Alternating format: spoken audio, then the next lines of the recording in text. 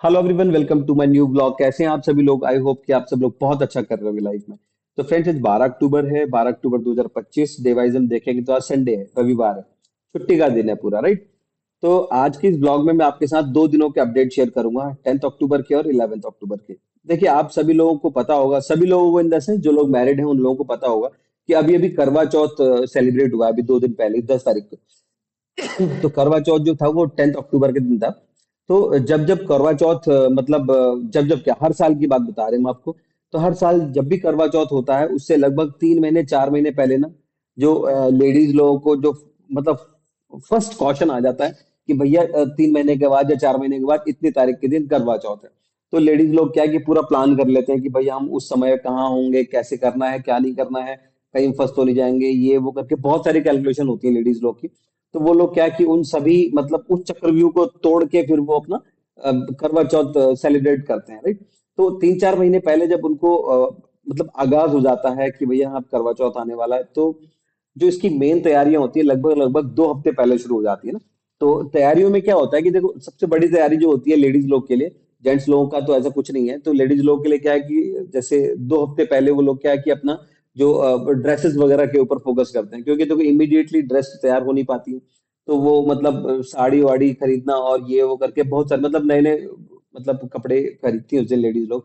बहुत मतलब बहुत क्रेजी रहते हैं करवा चौथ को लेकर ना।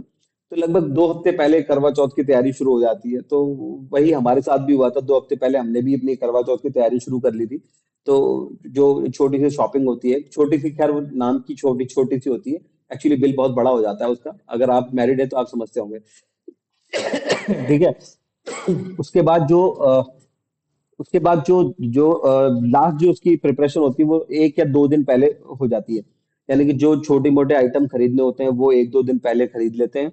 और करवा चौथ के दिन देखो बहुत ही मतलब हेक्टिक हो जाता है उस दिन, क्योंकि लेडीज लोग का क्या होता है, निर्जला व्रत होता है और पूरे दिन बगैर खाए बगैर पानी पिए उन लोगों को रहना होता है। तो बहुत ही चैलेंजिंग हो जाता है। मुझे नहीं पता कि अगर ये जेंट्स के साथ होता तो जेंट्स कैसे करते। अब मतलब मैं इसके बारे में इमेजिन भी नहीं कर पा रहा हूँ। तो लेडीज लोग करती हैं उसके लिए, मतलब हैट्स ऑफ टू देम कि भाई उन लोगों की बड़ी क्षमता है, उसको बड़ी शक्ति है उनको, कि भाई वो लोग मतलब निर्जला रख लेते हैं भाई, बगैर पानी पिए बगैर मतलब खाना खाए।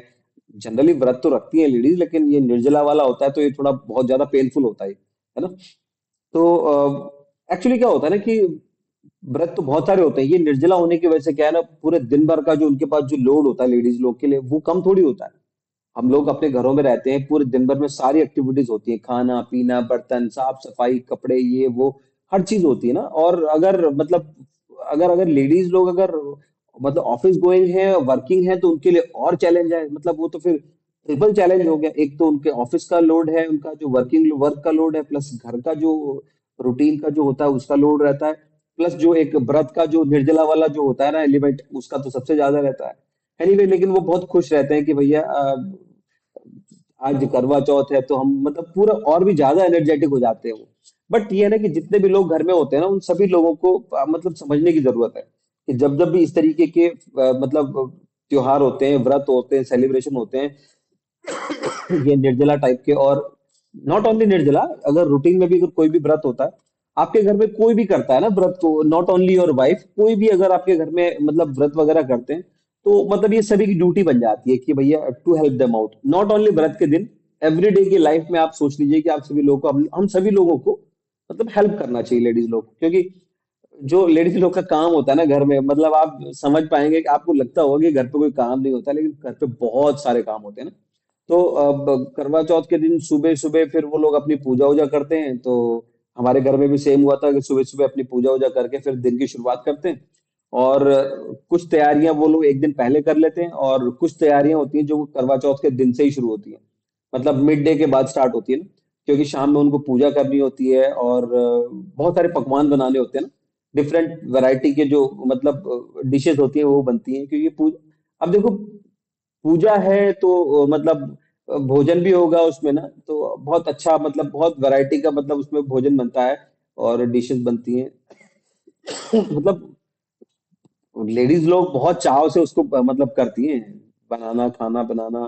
क्योंकि जितने भी लोग उस मतलब वो फीस्ट होता है एक्चुअली ना, वो प्रसाद होता है एक तरीके का, है ना। तो जितने भी लोग उसको प्रसाद का जो मतलब सेवन करते हैं ना, वो बहुत ही मतलब रियली, मतलब वो ऐसा होता है कि आप उसकी तुलना नहीं कर सकते किसी दूसरी चीज के साथ में। तो वो इतना मतलब इतना अच्छा होता है, उतना प्रसाद होता है ना, इतना इतना अच्छा प्रसाद होता है वो बेसिकली। तो 10 तारीख के दिन वही हुआ था, हमारे हमारे घर पे भी वही चला था कि भाई तैयारियां पहले से हो गई थी। फिर 10 तारीख के दिन सुबह पूजा करके फिर दिन से हम लोगों ने भी मतलब मिलजुल के हम लोगों ने फिर पूरे पूजा की तैयारियां की। सारी डिशेस वगैरह बनाई, थोड़ा मतलब जितना भी हो सकता है हम तो हेल्प ही कर सकते हैं। बाकी जो मेन जो होते हैं कंट्रोलर, वो तो वही होती है, लेडीज लोग।